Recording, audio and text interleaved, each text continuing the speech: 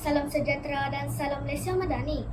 Di sini ingin saya lahirkan rasa kesyukuran kerana diberi peluang keemasan dalam Karnival Kedai Remaja Sekolah dan Tunas Kedai Remaja Sekolah bagi tahun 2026 untuk menyampaikan sebuah ucapan yang bertajuk Kokurikulum Melatih Kepimpinan Menyemai Nilai Madani. Pendengar yang dikasihi sekalian, kokurikulum ialah aktiviti di luar kelas seperti Tunas Kedai Remaja Sekolah, TKRS. Aktiviti ini sangat penting untuk membantu kita menjadi murid yang lebih baik. Sebagai ahli TKRS, saya belajar banyak perkara, antaranya ialah disiplin, bekerjasama dan bertanggungjawab. Contohnya, semasa latihan, kami perlu ikut arahan dan membantu rakan-rakan. Selain itu, kokurikulum juga mengajar nilai madani seperti baik hati, hormat dan tolong-menolong.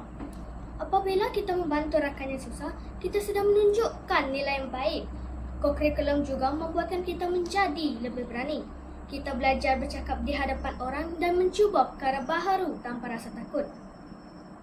Kokurikulum bukan sahaja menyeronokkan, tetapi juga membantu kita menjadi pemimpin yang baik pada masa hadapan. Akhir kata, marilah kita sama-sama aktif dalam kokurikulum untuk menjadi murid yang cemerlang. Sekian, terima kasih.